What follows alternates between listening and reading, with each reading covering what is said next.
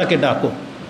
তার মানে আপনি যখন দোয়া করবেন তখন আপনি বলবেন ইয়া রহমান, ইয়া রহিম, ইয়া জব্বার, ইয়া কাহার, ইয়া মালিক, ইয়া আজিজুল গফ্ফার, এভাবে আপনি তার নামগুলো স্মরণ করবেন এবং তাকে ডাকবেন। তারপর আপনার যেটা চাওয়ার আপনি চাইবেন এভাবে। এবং সকাল সন্ধ্যায় এই নামগুলোর তাসবিহ জপতে বলা হয়েছে, যেগুলোকে আমরা আজকার বলি, জিকির আজকার। যেমন কোরআনে আল্লাহ সুবহানাহু ওয়া তাআলা আমাদেরকে বলেছেন সকাল সন্ধ্যা মানে সারাদিন যে তোমরা তোমাদের রবের সেই নামগুলো জপো।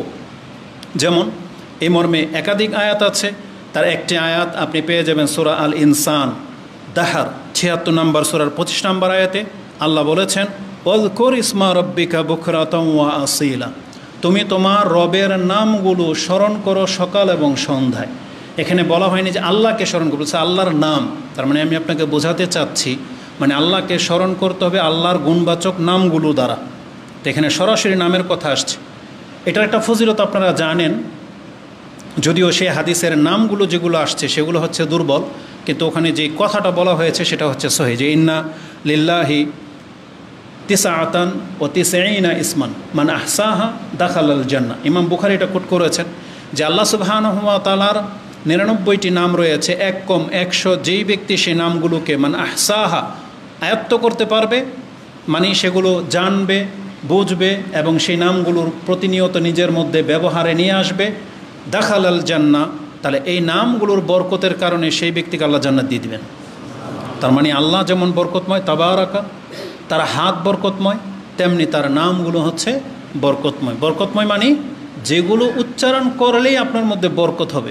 বরকত হবে আপনার দেহে, বরকত হবে আপনার আমলে, বরকত হবে আপনার ঘরে, বরকত হবে আপনার সংসারে, মানে এক কথায় আপনার জীবনে বরকত হবে এবং আপনার অর্থে ও সম্পদেও বরকত হবে আল্লাহ সুবহানাহু ওয়া তাআলার সেই নামগুলো জপলে। তার মানে এই আয়াতগুলোতে আমাদেরকে বলা হয়েছে আমরা যেন সকাল সন্ধ্যায় আল্লাহ সুবহানাহু ওয়া তাআলার গুণবাচক নামগুলো দিয়ে তার জিকির করি।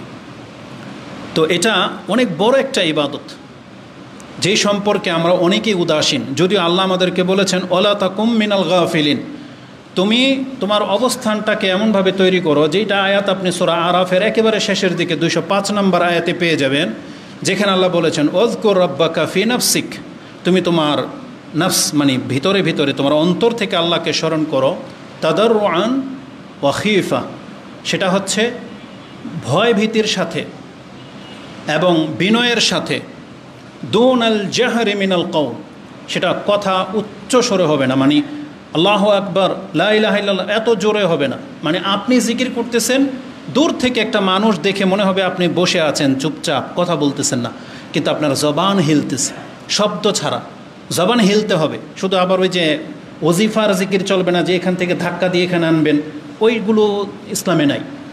আপনার জবান হিলবে কিন্তু নিঃশব্দে, কোনো সাউন্ড বেরোবে না। দুনাল জাহরি মিনাল কওল বিল গুদুই ওয়াল আসাল, আল্লাহ বলেছেন সকাল সন্ধ্যা মানে সারাদিন।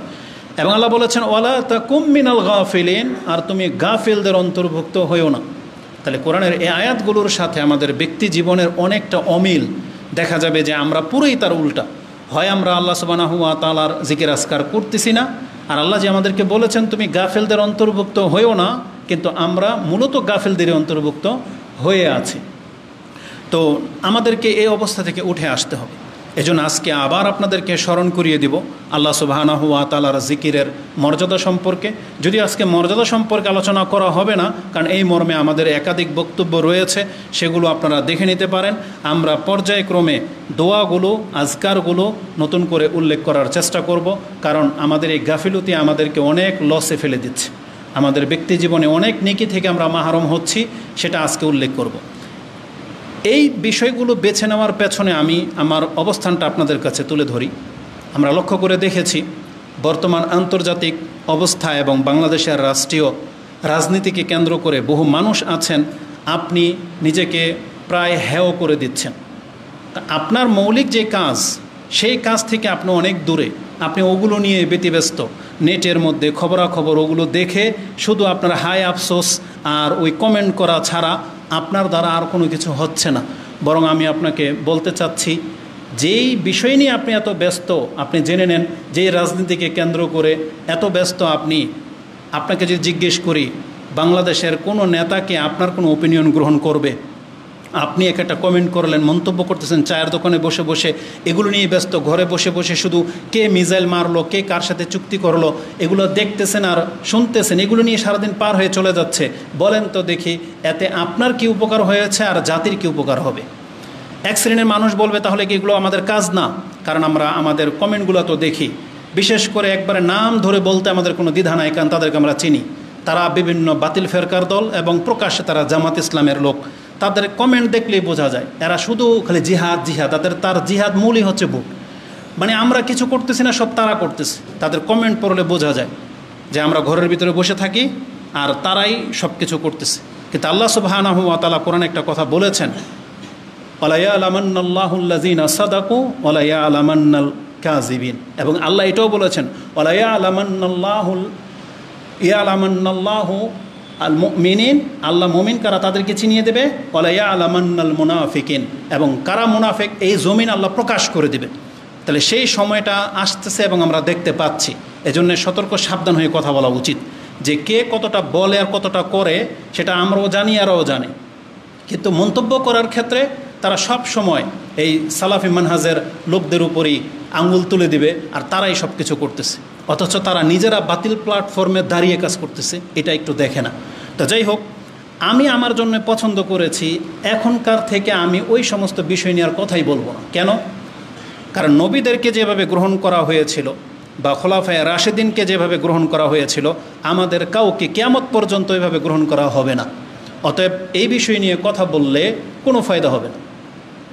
দ্বিতীয়ত আরেকটা হচ্ছে, যতদিন পর্যন্ত বাংলার জমিনে বাংলাভাষীদের মধ্যে এমন একজন উল্লেখযোগ্য আলেমের জন্ম না হবে, যার এলমের কাছে বাকি সমস্ত আলেমের এলম নত হয়ে যাবে, ততদিন পর্যন্ত এই জাতির কল্যাণ হবে না। কারণ সবাই মুফাসসির, সবাই মুহাক্কিক, সবাই মুজাদ্দিদ, কেউ কাউকে পাত্তা দেয় না।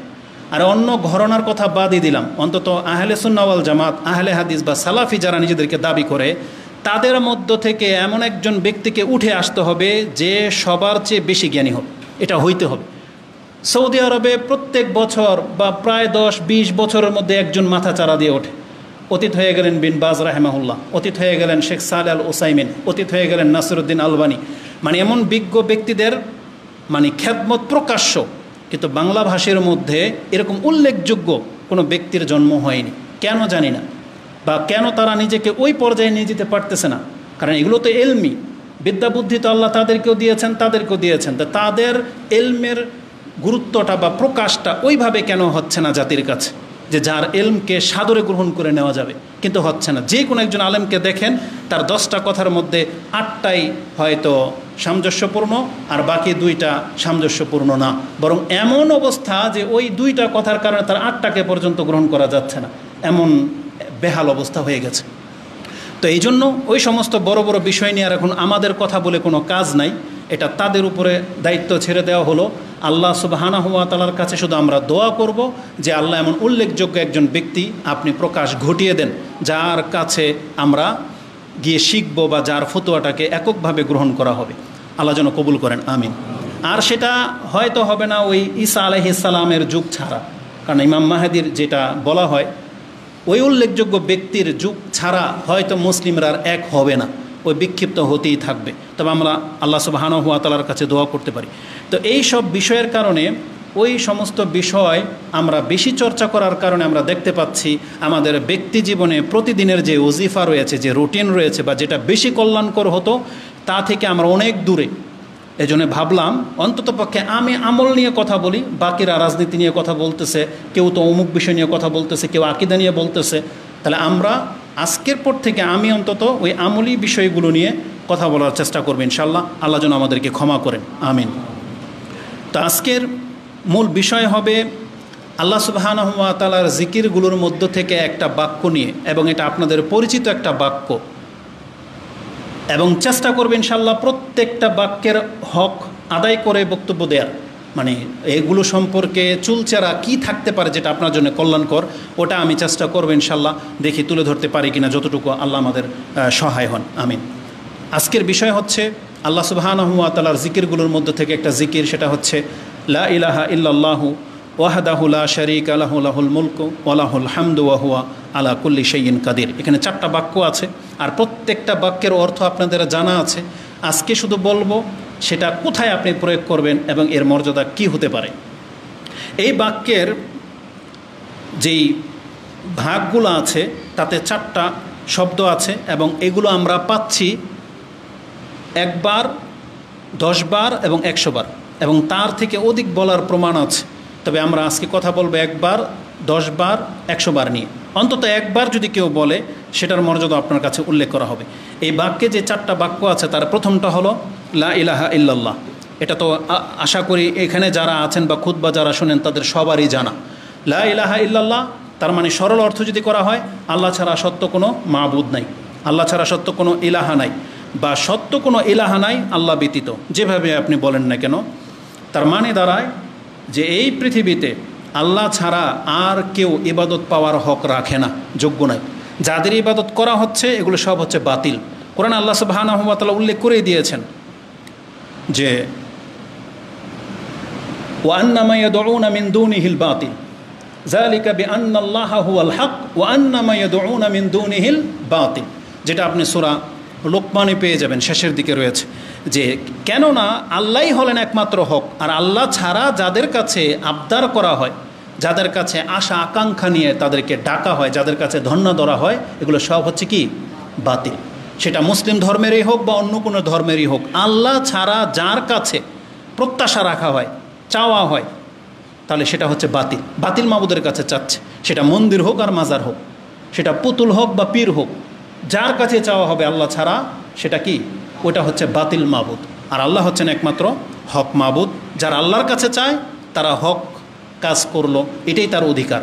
আর আল্লাহ ছাড়া আর কাউকে ডাকা জায়েজ নেই। তো লা ইলাহা ইল্লাল্লাহ মানে হচ্ছে আল্লাহ ছাড়া সত্য কোনো ইলাহা নাই। তারপরের বাক্য ওয়াহদাহু লা শারীকা লাহু, ওয়াহদাহু তিনি হচ্ছেন এক বা একক, লা শারীকা লাহু তার কোনো অংশীদার নাই বা তার কোনো শরিক নাই। তারপরে লাহুল মুলক রাজত্ব তার, তার জন্যই রাজত্ব বা তারই রাজত্ব বা তারই সাম্রাজ্য বা সাম্রাজ্যই তার বা সকল প্রশংসা তার। এবং আছে ওয়ালাহুল হামদু মানে সকল প্রশংসা তারই বা তার জন্যই সকল প্রশংসা, যেভাবে আপনি নেন না কেন। অতিরিক্ত একটা শব্দ আসছে, সেটা হচ্ছে বিয়াদিহিল খায়ের। এটা মূল দোয়ার চেয়ে অতিরিক্ত একটা শব্দ, বিয়াদিহিল খায়ের মানে তার হাতেই রয়েছে সমস্ত কল্যাণ। ওয়া হুয়া আলা কুল্লি শাইইন কাদির, আর তিনি সব কিছুর উপরে সক্ষম, অথবা বলতে পারেন তিনি সব কিছুর উপরে ক্ষমতাবান, সব কিছুর উপরে তিনি কাদির, সক্ষম। এটা হচ্ছে সরল অর্থে এই বাক্য। এই বাক্যটা কতটা মর্যাদাপূর্ণ এই সম্পর্কে কি আছে আসুন আমি আপনাকে দেখাই। প্রথমত এই বাক্যের মধ্যে খালেজভাবে তাওহীদের কথা আছে, আল্লাহর একত্বের ঘোষণা রয়েছে। যেই ব্যক্তি অন্তর থেকে বুঝে এই কথাগুলো বলে সে কোনোদিন শিরকে জড়াইতে পারে না। আপনি কি বলতেছেন? আল্লাহ ছাড়া সত্য কোনো ইলাহা নাই, তিনি একক, তার কোনো শরিক নাই, সমস্ত রাজত্ব তার, লাহুল মুলক লাহুল হামদু প্রশংসাও তার, বিয়াদিহিল খায়ের তার হাতে সমস্ত কল্যাণ, আর তিনি সব কিছুর উপরে ক্ষমতাবান। তাহলে এই কথাটা যেই ব্যক্তি অন্তর থেকে বিশ্বাস করে বলে, তাহলে সে তো আল্লাহ ছাড়া অন্যের কাছে ধন্যা ধরার কোনো মানি হয় না। তাহলে এটা হচ্ছে কালেমা তাওহীদের সুউচ্চ বাক্য, যেটা পূর্ণ বাক্য। এটার মর্যাদা হলো এর প্রথম অংশটুকুই হচ্ছে জান্নাতের চাবি। যে কেউ যদি লা ইলাহা ইল্লাল্লাহ বলে, এটা কি জান্নাতের চাবি। আর এটা যদি তার জীবনের শেষ বাক্য হয়, দাখালাল জান্নাত। তার আমল যা খুশি তা হোক, কিন্তু এটা যদি তার জীবনের শেষ বাক্য হয়, সে জানে না একটু পরে মরে যাবে, অথচ এই বাক্য সে পাঠ করতেছে, আর কিছুক্ষণ পরেই তার যদি মৃত্যু হয়ে যায়, মালাকুল মউত দেখা ছাড়াই যদি এই বাক্য সে পড়তে পারে আর মালাকুল মউত চলে আসে, তাহলে এই ব্যক্তির পাপ তাকে ঠেকাইতে পারবে না, তাকে আল্লাহ সুবহানাহু ওয়া তাআলা ক্ষমা করে জান্নাত দিয়ে দেবেন। বর্ণনাগুলো এইভাবেই রয়েছে। তো এটা হচ্ছে এই বাক্যের সবথেকে বড় মর্যাদা। উপরন্ত রাসূলুল্লাহ সাল্লাল্লাহু আলাইহি ওয়াসাল্লাম থেকে ইমাম তিরমিজি রাহিমাহুল্লাহ একটা হাদিস কোট করেছেন যে রাসূল বলেছেন, খায়রু মা কুলতু আনা ওয়ান নাবিয়ুনা মিন ক্বাবলি, যতগুলো দোয়া করেছে তার মধ্যে উত্তম একটা দোয়া যেটা আমি করেছি, আমি পাঠ করি এবং আমার পূর্বে সমস্ত নবীরা পাঠ করতো, সেটা কি? লা ইলাহা ইল্লাল্লাহু ওয়াহদাহু লা শারীকা লাহু লাহুল মুলকু ওয়া লাহুল হামদু ওয়া হুয়া আলা কুল্লি শাইইন কাদির। রাসূল বলেছেন যতগুলো দোয়া আছে তার মধ্যে উত্তম একটি দোয়া কি? এই বাক্যটা। এটা ইমাম তিরমিজি রাহিমাহুল্লাহ কোট করেছেন, যেটা আপনি দোয়ার অধ্যায় 35-85 3585-তে পেয়ে যাবেন। এবং বলা হয়েছে এই দোয়ার মর্যাদা, যদি কোনো ব্যক্তি 24 ঘন্টায় একবারও যদি পড়ে, একবার। আনাবি আয়াশ আজ-জুরাকি কালা কালা রাসূলুল্লাহ সাল্লাল্লাহু আলাইহি ওয়াসাল্লাম মান কালা হিনা ইউসবিহ, যেই ব্যক্তি সকালবেলা এই বাক্যটা পড়বে, যেটা একটু আগে বললাম, বারবার আমরা এটা উচ্চারণ করব না, একবার পাঠ করবে, কানা লাহু আদলা রাকাবাতিন মিন ওয়ালাদি ইসমাইল, তার মানে ইসমাইল আলাইহিস সালামের বংশের কেউ যদি একটা গোলাম আজাদ করে যেই নেকি কামিয়েছে, এই বাক্যটা যদি সকালবেলা একবার কেউ বলে, তার মর্যাদা তার সমান হয়ে যাবে। তার মানে ইসমাইল আলাইহিস সালামের বংশের একটা গোলাম আজাদ করে যেই নেকি প্রাপ্ত হয়েছে এক ব্যক্তি, এই উম্মতের কোনো ব্যক্তি যদি সকালে মাত্র এই দোয়াটা একবার বলে, তাহলে তার মর্যাদা কামান ওই ব্যক্তির মতো হয়ে যাবে যেই ব্যক্তি একটা কৃতদাস আজাদ করে নেকি কামিয়েছে। প্রথম। দ্বিতীয়ত হচ্ছে অকুতিবা লাহু আশরু হাসানাহ, তার জন্যে 10টি নেকি লেখা হবে। ওয়াহুত্তা আনহু আশরু খাতিআত, তার 10টি পাপকে মুছে ফেলা হবে। ওয়া রুফিয়া লাহু আশরু দারাজাত, তার জন্যে 10টা মর্যাদা উঁচু করা হবে। এটা হবে আল্লাহর নিকট জান্নাতে, জান্নাতে তার জন্য 10টা মর্যাদা উঁচু করা হবে। ওয়া কানা ফি হিরজিন মিনাশ শায়তান হাত্তা ইউমসি, সকালবেলা যদি একবার কেউ এই দোয়াটা বলে, তাহলে সন্ধ্যা পর্যন্ত শয়তান থেকে তাকে সুরক্ষা দিয়ে দেওয়া হবে, শয়তান তাকে কোনো ক্ষতি করতে পারবে না। এই 5টা ফজিলত রয়েছে এই বাক্যটার। ওয়াইজা আমসা ফা মিসলু যালিক হাত্তা ইউসবিহ, আর যদি সন্ধ্যায় এই দোয়াটা পড়ে, তাহলে যেই বেনিফিটগুলো এই যে সকালবেলা পড়ার কারণে হয়েছে, ঠিক একই ফজিলত রাত্রেও তার বহাল থাকবে, সকাল হওয়া পর্যন্ত শয়তান থেকে তাকে সুরক্ষা দিয়ে দেওয়া হবে। এই হাদিসটা বর্ণনা করেছেন ইমাম ইবনু মাজা 3867-তে পেয়ে যাবেন। আবু দাউদে হাদিসটি 5077-এ রয়েছে। তাহলে আমরা এই বাক্যটাকে পেয়ে গেলাম এতটা মর্যাদাপূর্ণ, যদি কোনো ব্যক্তি একবার বলে, তার জন্য 5টা মর্যাদার কথা রয়েছে। সে একটা কৃতদাস আজাদ করে দেওয়ার নেকি পাবে, তার 10টা মর্যাদা উঁচু হবে, 10টা নেকি লেখা হবে, 10টা পাপকে মিটিয়ে ফেলা হবে, এবং সারাদিন তাকে শয়তান থেকে সুরক্ষা দিয়ে দেওয়া হবে। এই বাক্যটি 10-12 প্রমাণ রয়েছে, মানে প্রতিদিন সকাল সন্ধ্যায় 10 বার করে। কারণ ইমাম বুখারী রাহিমাহুল্লাহ যেই হাদিসের মধ্যে 100 বারের কথা বলেছেন, তার পরের হাদিস যেমন 100 বারের কথা বলেছেন 6405 নম্বর হাদিস, 3 নম্বর হাদিস 6404 নম্বরে তিনি এই 10 বার বলার কথা বলেছেন। তো কেন এটা বললাম? 6403 নম্বরে রয়েছে সকাল সন্ধ্যার কথা, আর 404 নম্বরে সকাল সন্ধ্যার শব্দটা নাই, এজন্যে নাম্বারটা আপনাকে এইভাবে বললাম। ওইটারই তাবে এটা, মানে 100 বার পড়ার কথা রয়েছে সকাল সন্ধ্যায়, আবার 10 বারের কথাও রয়েছে, তাই তিনি কথাটাকে এভাবে বলেছেন, কালা মান কালা আশরান, যেই ব্যক্তি 10 বার বলবে, কানা কামান আতাকা রাকাবাতান মিন ওয়ালাদি ইসমাইল, ওই যে ওখানে যেই কথাটা বলা হয়েছে ওই সেম কথা এখানেও বলা হয়েছে, মানে একবার আর 10 বারের ফজিলতে কোনো পার্থক্য আমরা পাচ্ছি না, একই রকম ফজিলত বর্ণনা করা হচ্ছে। সেই ব্যক্তির মর্যাদাও একজন কৃতদাস আজাদ করে দেওয়ার নেকি লিখে দেওয়া হবে। এটা ইমাম বুখারী তার দোয়ার অধ্যায় 80 নম্বর অধ্যায়ের 6 নম্বর পর্বে এটা উল্লেখ করেছেন, যেটা আপনি 6404 নম্বরে পেয়ে যাবে। তবে পার্থক্য হলো ইমাম মুসলিম রাহিমাহুল্লাহ এই হাদিসগুলো তাহাকিক করে যেটা দেখলাম, এখানে বর্ণনাকারী যেমন এই মর্যাদাটা সরাসরি রাসূল সাল্লাল্লাহু আলাইহি ওয়াসাল্লাম থেকে বর্ণনা থেকে একটু বাধাপ্রাপ্ত হচ্ছে। মূলত কথাটা আমর ইবনু মাইমুনা তিনি আবু সাঈদ রাদিয়াল্লাহু তাআলা আনহু থেকে কোট করেছেন, বা আরেকজন সাহাবীর নাম রয়েছে। ইমাম বুখারী বলেছেন যে এটা একবারটাই সঠিক। তবে ইমাম মুসলিম রাহিমাহুল্লাহ এবং অন্যান্য ইবনে মাজাহ এবং তিরমিজিতে 4টা গোলাম আজাদ করার কথা রয়েছে। মানে কেউ যদি একবার বলে তাহলে একটা গোলাম, আর যদি 10 বার বলে তাহলে 4টা গোলাম আজাদ করে দেওয়ার নাকি তার আমলনামায় লেখা হবে। যে হাদিসটা আপনি মুসলিমে জিকিরের অধ্যায় 49 নম্বর অধ্যায়ের 10 নম্বর পর্বে 6737 নম্বর হাদিসে পেয়ে যাবেন, কানা কামান আতাকা আরবাআতা আনফুসিন মিন ওয়ালাদি ইসমাইল, ইসমাইল আলাইহিস সালামের বংশের 4টা গোলাম আজাদ করে যে নেকি কামিয়েছে, এটা যদি আপনি নিতে চান তাহলে লা ইলাহা ইল্লাল্লাহু ইলা আখিরিল কুল্লি শাইইন কাদির, এই দোয়াটা যদি আপনি 10 বার পড়েন তাহলে 4টা গোলাম আজাদ করে দেওয়ার নেকি আপনি পেয়ে যাচ্ছেন। তার মানে এই হাদিসে আমরা 10 বার বলার প্রমাণ পেলাম, আর সময় হচ্ছে সকাল সন্ধ্যা। তৃতীয় হাদিস 100 বারের কথা রয়েছে। 100 বার, এই 10 বার পড়লে যদি একটা গোলাম 10টা নেকি উঁচু হয়, 10টা মর্যাদা বৃদ্ধি পায়। এবার এটাকে ইকুয়েল করেন 10 দিয়ে, তার মানে যেহেতু উনি 100 বার পড়বেন, তাহলে 100 বার পড়ার মর্যাদা কি দেখেন।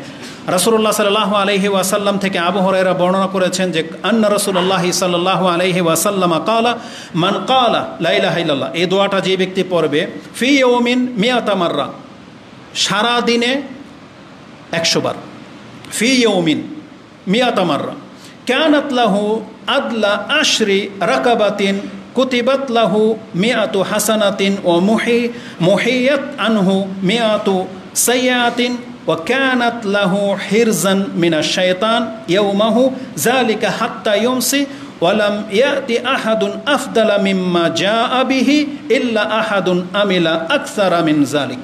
এটা ইমাম বুখারী এবং মুসলিমের শব্দ। রাসূলুল্লাহ সাল্লাল্লাহু আলাইহি ওয়াসাল্লাম বলেছেন, যেই ব্যক্তি এটা 100 বার পুরো করে দিতে পারবে, তাহলে তার আমলনামার মধ্যে 10টা গোলাম আজাদ করে দেওয়ার নেকি লেখা হবে, এবং 100টা মর্যাদা তার উঁচু হবে, 100টা নেকি লেখা হবে, 100টা পাপ মিটে যাবে, এবং সারাদিন তাকে শয়তান থেকে সন্ধ্যা পর্যন্ত সুরক্ষা দিয়ে দেওয়া হবে। এবং যেই ব্যক্তি এটা আরও অধিক মাত্রায় পড়বে তার কথা ভিন্ন। যেই ব্যক্তি 100 বার পুরা করবে, আরেক ব্যক্তি 100 বার পুরা করে নেয়, অন্যান্য ইবাদত করেছে, নফল ইবাদতগুলো, ফরজ তো সবার থাকতে হবে, অন্যান্য নফল ইবাদত আরেকজন বেশি করেছে, আর আপনি অন্যান্য নফল ইবাদত অত করেন নাই, কিন্তু এই দোয়াটা 100 বার পুরা করেছেন। রাসূল বলেছেন, যেই ব্যক্তি তার সমান সমান পড়তে না পারবে, তার মানে নেকি দিয়ে এই ব্যক্তিকে কেউ ধরতে পারবে না। আর যদি কোনো ব্যক্তি এই দোয়াটা 100 বার আরও বেশি পড়ে নেয়, তখন তাকে পাস করে ফেলতে পারবে। তার মানে এই দোয়াটা যেই ব্যক্তি 100 বার প্রতিদিন পড়ে, তার চাইতে অধিক নেকিওয়ালা লোক এই সমাজের মধ্যে আর কেউ নাই। এই জন্য চেষ্টা করবেন এই আমলগুলো করার জন্য যেখানে এখানে উল্লেখ করা হয়েছে। তাহলে আমরা 1 বার পেলাম, 10 বার পেলাম, আর 100 বার পেলাম। কমপক্ষে 1 বার অন্তত সকাল সন্ধ্যায় পড়া উচিত সারাদিনে। এখানে একটা বিষয় হলো, যেই ব্যক্তি 100 বার পুরা করবেন, আপনার সময়টা কখন থেকে কখন? ফজরের নামাজের সালাম ফিরানোর পরে যে জিকির আজগারগুলো রয়েছে, এগুলো হচ্ছে জিক্রু বাদাস সালা, নামাজের পরের জিকির। তারপরে শুরু হবে জিক্রু সাবা ওয়াল মাসা, সকাল সন্ধ্যার জিকির।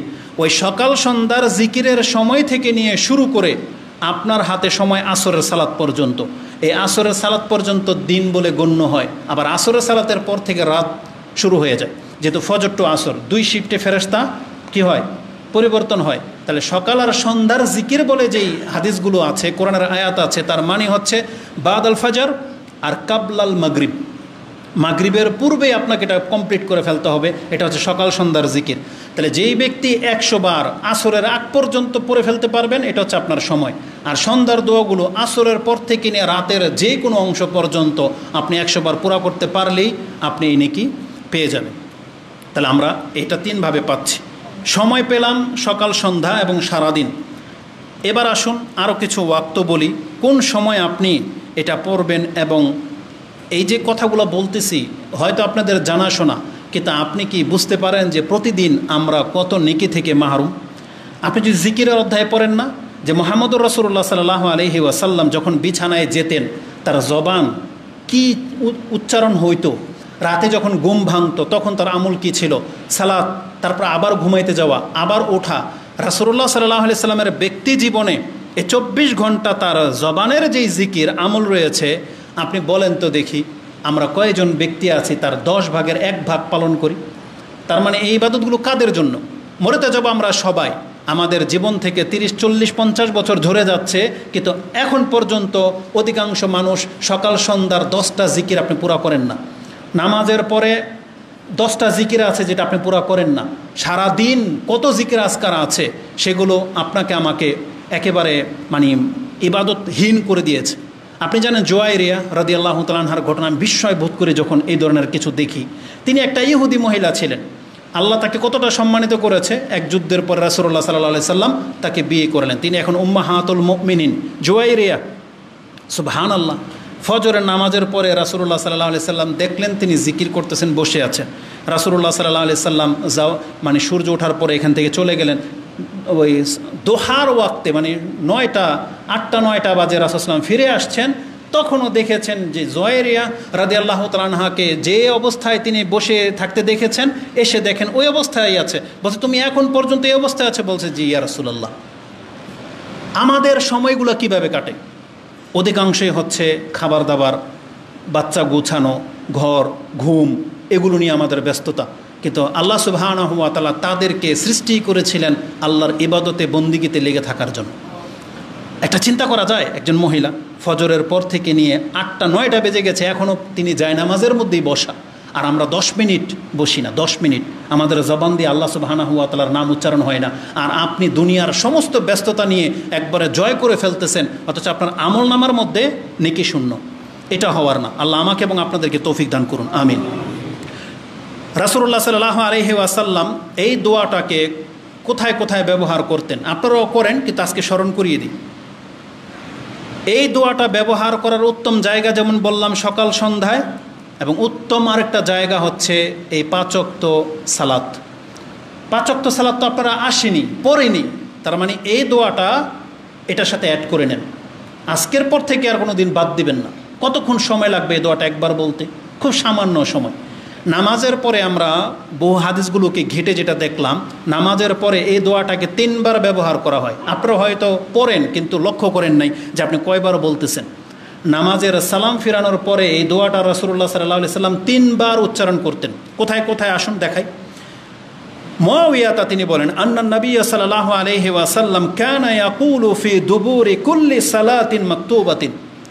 রাসূলুল্লাহ সাল্লাল্লাহু আলাইহি সাল্লাম প্রত্যেক ফরজ সালাতের পরে তিনি এই দোয়াটি পাঠ করতেন, লা ইলাহা ইল্লাল্লাহ ওয়াহদাহু লা শারীকা লাহু ইলা আখিরি ওয়া হুয়া আলা কুল্লি শাইইন কাদির।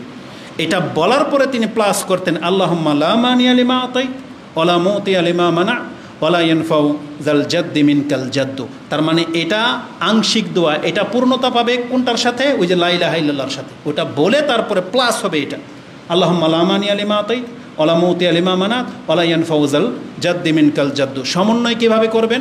সালাম ফিরানোর সাথে সাথে আস্তাগফিরুল্লাহ আস্তাগফিরুল্লাহ আস্তাগফিরুল্লাহ, আল্লাহুম্মা আনতাস সালাম ওয়া মিনকাস সালাম তাবারাকতা ইয়া যাল জালালি ওয়াল ইকরাম, লা ইলাহা ইল্লাল্লাহু ওয়াহদাহু লা শারীকা লাহু লাহুল মুলকু ওয়া লাহুল হামদু ওয়া হুয়া আলা কুল্লি শাইইন কাদির, আল্লাহুম্মা লা মানিয়া লিমা আতাইত ওয়া লা মুতিয়া লিমা মানাত ওয়া লা ইয়ানফাউ যাল জাদ্দি মিনকাল জাদ্দু। একবার হয়ে গেল। আবার লা ইলাহা ইল্লাল্লাহু ওয়াহদাহু লা শারীকা লাহু লাহুল মুলকু ওয়া লাহুল হামদু ওয়া হুয়া আলা কুল্লি শাইইন কাদির, লা হাওলা ওয়া লা কুওয়াতা ইল্লা বিল্লাহ।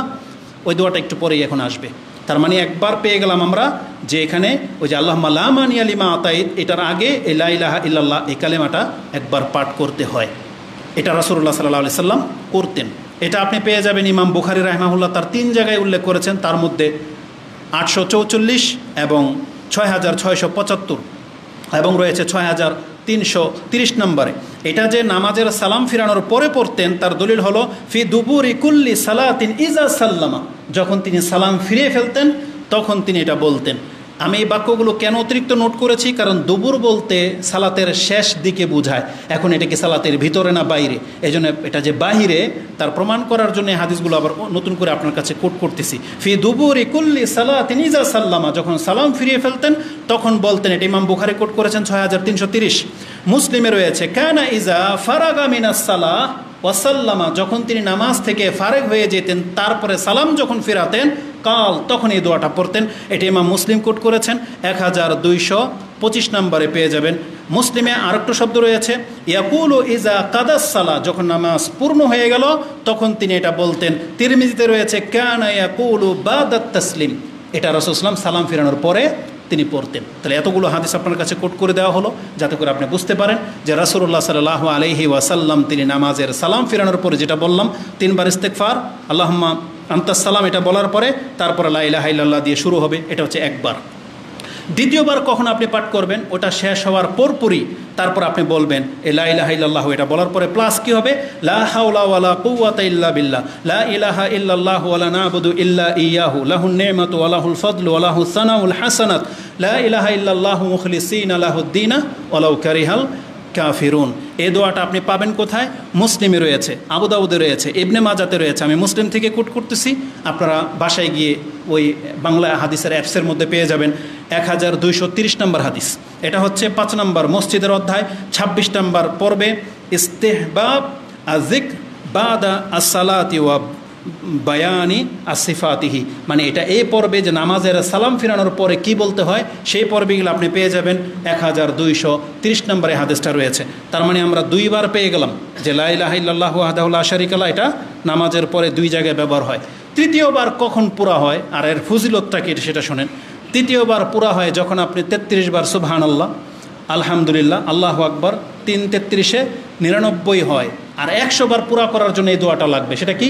লা ইলাহা ইল্লাল্লাহু ওয়াহদাহু লা শারীকা লাহু লাহুল মুলক ওয়া লাহুল হামদু ওয়া হুয়া আলা কুল্লি শাইইন কাদির। যদি কোনো ব্যক্তি 33 বার করে তাসবিহ তাহলিল তাকবীর পাঠ করার পরে এই দোয়াটা দিয়ে যদি সে 100 বার পুরা করে দিতে পারে, রাসূলুল্লাহ সাল্লাল্লাহু আলাইহি সাল্লাম বলেছেন গুফিরাত খাতায়াহু ওয়া ইন কানাত মিসলা জাবাদিল বাহর, তার সমস্ত পাপকে মাফ করে দেওয়া হয় যদিও সেইটা সমুদ্রের ভেসে আসা ফেনার মতো হয়। তার মানে কতটুকু সময় লাগবে 33 বার করে এটা পাঠ করতে, আর একবার এটা পড়লে কতটুকু সময় লাগবে আপনার? বেশি জোর গেলে 3 মিনিট, যদি উত্তমভাবে আপনি জবান দিয়ে উচ্চারণ করেন 3 মিনিটের মধ্যে আপনার এটা হয়ে যাচ্ছে। আর আপনার অতীতের সমস্ত সাগিরা গুনাহগুলা সমুদ্রের ফেনার মতো ভেসে আছে, সেগুলো সব আল্লাহর পক্ষ থেকে ক্ষমা করে দেওয়ার ঘোষণা রয়েছে। এই হাদিসটি ইমাম মুসলিম কোট করেছেন, 1239 রয়েছে, মুসলিম 1236 রয়েছে। তাতে কি আছে? মুআক্কিবাতুন লা ইয়াখিবু কাইলুহুন্না আও ফাইলুহুন্না। ইমাম মুসলিম রাহিমাহুল্লাহর অতিরিক্ত আরেকটা হাদিস তিনি উল্লেখ করেছেন 1236, যেই ব্যক্তি এই দোয়াটাকে একবারে নিজের জীবনের সাথে একবারে উতপ্রোতভাবে জড়িত করে দেবে, মানে প্রত্যেক 5 ওয়াক্ত সালাতের সাথে সেটা করেই করে, রাসূল বলেছেন লা ইয়াখিব, সেই ব্যক্তি লাঞ্ছিত হবে না, কাইলুহুন্না ও ফাইলুহুন্না, যেই ব্যক্তি এটা বলে, যেই ব্যক্তি আমলটা করে, সে কোনোদিন লাঞ্ছিত হবে না। কি মনে করে? তাহলে 5 ওয়াক্ত নামাজের সাথে আমাদের কল্যাণের এই সমস্ত ইবাদতগুলো জড়িত রয়েছে, যেগুলো আমরা জানাশোনা সত্ত্বেও কিন্তু আমরা আমাদের মাইন্ডে স্মরণ থাকে না, আর আমরা ভুলে যাই। শয়তান আমাদেরকে দুনিয়ার দিকে ভাগিয়ে নিয়ে যায়। না, আমরা মনে করি আপনাকে এই খুতবা স্মরণ রাখতে হবে এবং এটা একটা মুখস্থ দোয়া, শুধু আপনাকে আজকে বলতেছি, কোথায় আপনি সেটা প্রয়োগ করবেন সেটা আপনি গণনা করে সেটা প্রয়োগ করার চেষ্টা করবেন। তাহলে আমরা সকাল সন্ধ্যায় পেয়ে গেছি, আমরা 5 ওয়াক্ত নামাজের পরে 3 বার পেয়ে গেলাম। এবার আসুন এই সেম ফজিলত রয়েছে যদি এটা আপনি যখন রাতে বিছানায় শুইতে যান, ওই বিছানায় শুয়ে যদি এটা আপনি করতে পারেন, তখনও আপনার অতীতের সমস্ত পাপকে মাফ করে দেওয়ার ঘোষণা রয়েছে। রাসূলুল্লাহ সাল্লাল্লাহু আলাইহি ওয়াসাল্লাম বলেছেন মান কালা হিনা ইয়াউই ইলাল ফিরাশ, যখন কোনো ব্যক্তি তার বিছানায় আসে আর এই দোয়াটা যদি বলে আর প্লাস যদি করে কি দিয়ে, লা হাওলা ওয়ালা কুওয়াতা ইল্লা বিল্লাহ সুবহানাল্লাহি ওয়াল হামদুলিল্লাহি ওয়া লা ইলাহা ইল্লাল্লাহু আল্লাহু আকবার, এটাও জানাশোনা 4টা বাক্য, তাই না? সুবহানাল্লাহি ওয়াল হামদুলিল্লাহি ওয়া লা ইলাহা ইল্লাল্লাহু আল্লাহু আকবার, এই 4টা বাক্য আপনাদের জানাশোনা। তার মানে ওটার সাথে প্লাস যদি করে দেন, গাফারাল্লাহু যুনুবাহু আও খাতায়াহু ওয়া ইন কানা মিসলা জাবাদিল বাহার, আল্লাহ তার যত ত্রুটি পাপ আছে সব আল্লাহ মাফ করে দিবে, যদিও সেটা সমুদ্রের ফেনার মতো হয়। এই হাদিস সাহিহ ইবনে হিব্বানে রয়েছে। সাহিহ ইবনে হিব্বান 5228, আর সিলসিলাতুল হাদিসা সাহিহার মধ্যে নাসিরউদ্দিন আলবানী 3414 এটা উল্লেখ করেছেন। তার মানে আমরা 4র্থ জায়গা পেয়ে গেলাম, সেটা হচ্ছে বিছানায় শুয়ে যদি কোনো ব্যক্তি এটা পড়ে। দেখেন, বিছানায় শুয়ে দোয়া পড়লেন, আবার ঘুমিয়ে গেলেন, রাত্রে হঠাৎ করে যখন আপনার ঘুম ভেঙে যাবে, এটা অনেক বড় একটা ব্যাপার। আমাদের সবার জীবনে এটা ঘটে। কারো তো ভয়ে ঘুম ভাঙে, কারো ঘুম পুরা হওয়ার পরে ভাঙে, কেউ তো ইচ্ছা করে জাগেন রাত্রে সালাত আদায় করার জন্য, কারো বাচ্চার কান্নাকাটিতে ভাঙে, কোনো না কোনো কারণে রাতে যখন ঘুম ভাঙে, আর আপনি যদি তখন আপনার জবান থেকে সর্বপ্রথম এই কথাগুলো বলতে পারেন, তাহলে আপনার মর্যাদা কি আসে দেখেন। রাসূলুল্লাহ সাল্লাল্লাহু আলাইহি ওয়াসাল্লাম বলেছেন মান তাআররা মিনাল লাইলি, রাতে যখন জাগবে, ফাকালা হিনা ইস্তাইকাজা, যখন তার রাত্রে ঘুম থেকে সে জাগলো, এই দোয়াটা যদি বলে যে লা ইলাহা ইল্লাল্লাহ, এটা যদি বলে প্লাস যদি করে আলহামদুলিল্লাহ ওয়া সুবহানাল্লাহ, একটু পার্থক্য আছে। অন্য অন্য বর্ণনার মধ্যে সুবহানাল্লাহ প্রথম, সুবহানাল্লাহি ওয়া আলহামদুলিল্লাহি ওয়া লা ইলাহা ইল্লাল্লাহু আল্লাহু আকবার, এটা আমাদের জবানে সহজ। কিন্তু এখানে একটু উল্টি দিবেন, আলহামদুলিল্লাহটাকে আগে নিয়ে আসবেন, যেটা আপনি ঘুম থেকে মাত্র জাগলেন, এই জন্য সুবহানাল্লাহ বলার আগে আলহামদুলিল্লাহটা নিয়ে আসেন। আলহামদুলিল্লাহ ওয়া সুবহানাল্লাহ ওয়া লা ইলাহা ইল্লাল্লাহু আল্লাহু আকবার, ওই 4টা বাক্যই রয়েছে। ওয়ালা হাওলা ওয়ালা কুওয়াতা ইল্লা বিল্লাহ, যদি ঘুম ভাঙার পরে প্রথম তার জবান দিয়ে বাক্যগুলো উচ্চারণ হয়, রাসূল সাল্লাল্লাহু আলাইহি ওয়াসাল্লাম বলেছেন, সে যদি এই দোয়াটা বলার পরে যদি বলে আল্লাহুম্মা গফিরলি, আল্লাহ আমার মাফ করে দাও, সাথে সাথে তাকে ক্ষমা করে দেওয়া হবে। আর যদি তার ক্ষমা চাইলো না, দুনিয়ার কিছু চাইলো, রাসূল বলেছেন আও দা, সে যে দোয়া করবে সেটাই তার জন্য কবুল হয়ে যাবে। সুবহানাল্লাহ, হাসবি আল্লাহু নি'মাল ওয়াকিল। বলা হয়েছে ইস্তুজিবা লাহু, তার দোয়াকে আল্লাহ কবুল করে নেবে। আর যদি সে ফাইন তাওয়াদ্দা, ওই অবস্থায় উঠে গিয়ে দোয়াটা বলার পরে যদি গিয়ে ওযু করে ওয়াসাল্লা, যদি 2 রাকাত নামাজ পড়ে, কুবিলাত সালাতুহু, তার 2 রাকাত নামাজ কবুল হয়ে যাবে। আচ্ছা, এই যে একটা কথা বললাম, এটা হাদিস বুখারীতে আছে। যদি এটা কবুল হয়ে যায় 2 রাকাত নামাজ, এটা হাদিসে আছে বুখারীতে 1154। আপনি কি জানেন আল্লাহ সুবহানাহু ওয়া তাআলা কি বলেছেন? ইন্নামা ইয়াতাকাব্বালুল্লাহু মিনাল মুত্তাকিন। আল্লাহ বলেছেন আমি মুত্তাকির ইবাদত কবুল করি। কারটা? মুত্তাকি। আর যখন কারো ইবাদত কবুল হয়ে যাবে, প্রমাণ হয়ে যাবে সে মুত্তাকি। আর আল্লাহ জান্নাত সম্পর্কে কি বলেছেন? উইদ্দাত লিল মুত্তাকিন, আমি জান্নাতকে প্রস্তুতি করেছি মুত্তাকিদের জন্য। এই জন্য কোনো একজন তাবি বা একজন তাবাতাবি বলেছিলেন, যদি আমি জানতে পারতাম যে আল্লাহ আমার কাছ থেকে এক মুঠ কিছু গ্রহণ করেছে, এই সংবাদটা আমার দুনিয়া এবং সমস্ত সম্পদের চাইতে আমার কাছে উত্তম। কেন? কারণ আল্লাহ যার একটু গ্রহণ করবে, এই এতটুকুর বিনিময়ে তাকে আল্লাহ সুবহানাহু ওয়া তাআলা জান্নাত দিয়ে দিবেন। ইবাদত কবুল হওয়াটাই বেশি জরুরি, কবুল হওয়াটাই বেশি জরুরি। শুধু ইবাদত করতে পারাটা বড় ব্যাপার না, ইবাদত কবুল যোগ্য হচ্ছে কি না এটা হচ্ছে অনেক বড় ব্যাপার। আর রাসূলুল্লাহ সাল্লাল্লাহু আলাইহি সাল্লাম বলেছেন, কেউ যদি রাতে উঠে এই দোয়াটা পড়ে ওযু করে যদি 2 রাকাত নামাজ পড়ে, তাহলে তার এই নামাজ দোয়া করলে দোয়া কবুল হয়ে যায়, নামাজ পড়লে নামাজ কবুল হয়ে যাবে। আল্লাহু আকবার। আল্লাহুম্মা ওয়াফিকনা, আল্লাহ আমাদেরকে তৌফিক দান করো যাতে আমরা এই আমল করতে পারি। তার মানে আল্লাহ সুবহানাহু ওয়া তাআলা আমাদেরকে জানিয়েছেন। আমরা আজকে কতগুলো কথা বলেছি, একটা দোয়া, এটার পুরো হক আমি মনে করি আদায় করা কিছুটা পূর্ণ হয়েছে, এর বাইরে আর কিছু নাই। আমি এখন থেকে এক একটা দোয়াকে আপনাদের সামনে উল্লেখ করবো, ইনশাল্লাহ আশা আছে যে দোয়ার কিতাবটাকে পূর্ণ করেই ফেলবো, আল্লাহ যদি আমাদেরকে তৌফিক দান করে। তার মানে এইভাবে হয়তো আপনি কোনো দোয়ার কিতাবে পাবেন না, আরও অতিরিক্ত আছে। আর যেই হাদিসগুলো আছে দুর্বল, আমি এখানে একটাও আনি নাই। যেমন আমার কাছে দুর্বলতা পাচ্ছে প্রত্যেক ফরজ সালাতের পরে যে ফজরের সালাতের পরে 10 বার বলার কথা আছে, এবং মাগরিবের সালাতের পরে 10 বারের বলার কথা আছে, এবং সেটাও পাকে ওই অবস্থায় খাড়া রেখে মানুষের সাথে কথা বলা ছাড়া যদি কেউ বলে, তার মানে সে শিরিক ছাড়া যত পাপ করবে সব পাপ মাফ করার কথা রয়েছে। এটা তিরমিজিতে আছে, কিন্তু হাদিসের মধ্যে দুর্বলতা পাচ্ছি বিদায় এটা আমরা শেষের দিকে রেখে দিতে চাচ্ছি, যে ওইগুলো সঠিক যেগুলো ওগুলো করার পরে যদি কারো সম্ভব হয় সেজন্য ফজরের পরে কথা না বলে 10 বার পুরা করিয়ে দেয়। হতে পারে আল্লাহ সুবহানাহু ওয়া তাআলা যদি হাদিস সহিহ হয়ে যায় তাহলে সেই নেকি আপনি পেয়ে যাবেন। এই জন্য এটা আমরা পেছন দিকে রাখতেছি।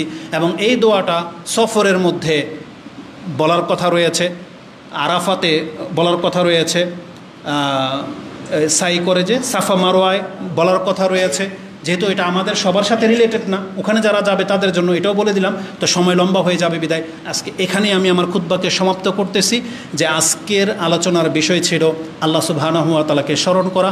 আর আল্লাহকে স্মরণ করার মতো যতগুলো জিকির আজকার আছে তার মধ্যে উত্তম একটা জিকির হচ্ছে লা ইলাহা ইল্লাল্লাহু ওয়াহদাহু লা শারীকা লাহু লাহুল মুলকু ওয়া লাহুল হামদু ওয়া হুয়া আলা কুল্লি শাইইন কাদির। আর আপনি চাইলে লাহুল মুলকু ওয়া লাহুল হামদুর পরে কারো জবান দিয়ে যদি ইহয়ি ওয়া ইউমীত ঢুকে যায়, বিয়াদিল খায়রে ঢুকে যায়, কোনো সমস্যা নেই, কারণ এগুলো বিভিন্ন বর্ণনায় রয়েছে। তবে সবচেয়ে সহজ হচ্ছে লাহুল মুলকু ওয়া লাহুল হামদু ওয়া হুয়া আলা কুল্লি শাইইন কাদির।